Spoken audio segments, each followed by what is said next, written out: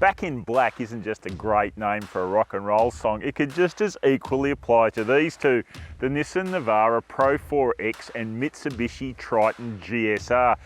Dressed up in black pack accessories, they sell on a tough image as much as their capability.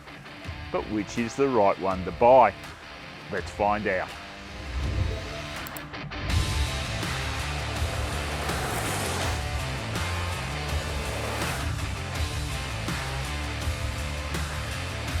The Pro-4X is the new flagship of the recently updated Navara lineup, while the GSR does the same job for Triton. You can pick the Pro-4X out thanks to this blacked out grille. It's inspired by the Titan full-size pickup sold in the USA. It really does give it a mean edge. There are plenty more blacked out bits and pieces, including the sailplane sports bar, side steps, roof rails and wheel arch flares.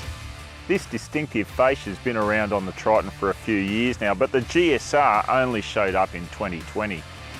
Blacked out bits and bobs include 18-inch alloy wheels, the grille, headlight garnishes, door mirrors, door handles, side steps and the skid plate. The similarities between these two extend beyond the black packs.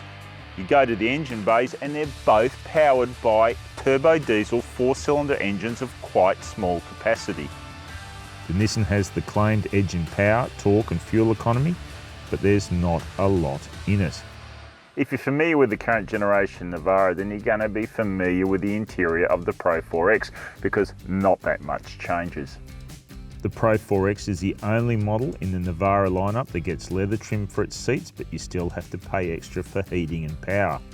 A key new feature of most Navaras, including the Pro-4X, is this very legible digital display in the centre of the instrument cluster. It includes a digital speedo, a very handy feature in these heavily policed times. It's also a feature missing from the Triton. The Navara has pretty decent storage, cup holders, knick-knack holders here, centre-lidded bin, but the reach down into the door pockets is pretty tight and squeezy, and there's no seat pockets in the rear. With its recent update, the Navara has drastically updated its driver assist safety systems to include all important autonomous emergency braking and some other features. But in this way, it's only playing catch up with the Triton. The Triton's interior feels that little bit more upmarket than the Navara. The leather's a nicer quality and things like that. But also, so importantly, reach adjustment on the steering so the driver can get that little bit more comfortable. The front seats also offer more support than the Navara, and paddle shifters on the steering wheel offer more control for the driver. I like the way the Triton's touchscreen is set at the head of the dashboard, so your eyes don't move too much from the road when you're playing around with it.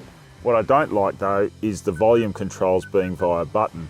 I much prefer dials, as the Navara has them.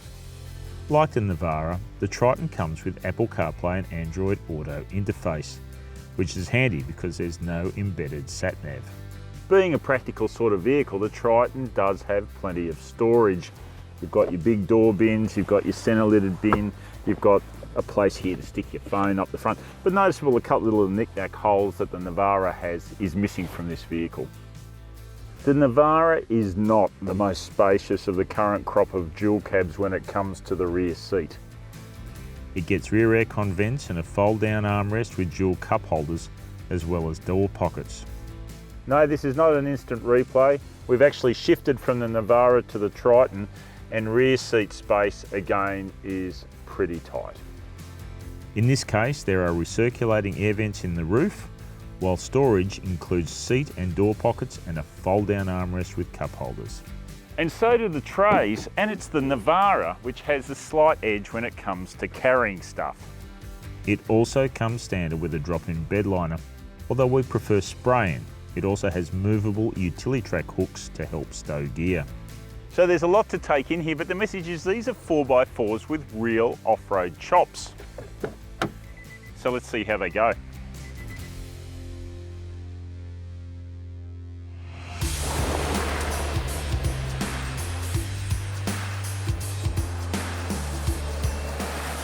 One obvious thing about the Navara is just how quiet it is.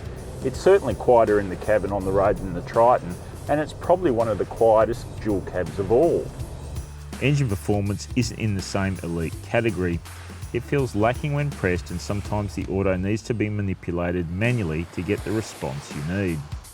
The Pro-4X is standard Navara when it comes to suspension, including that controversial 5-link coil rear end, which provides decent ride comfort over big soft edge hits, but contributes to a jittery ride over sharp-edged inputs. A very important part of the Pro-4X's standard equipment list are Yokohama Geolander all-terrain tyres.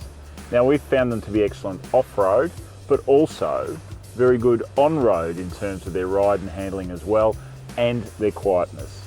The Pro-4X is a competent off-roader, boasting high-low gearing and a locking rear diff. Our only real concern was ground clearance. You will run out of steam if the ruts get too big.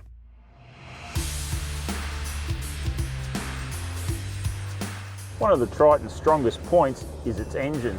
It really does have crisp response and strong delivery. It certainly outpoints the Navara. The Triton is a bit of a rough rider, to be honest. The leaf spring rear end is pretty firm and you get a lot of jolts and bumps transferred through to the cabin.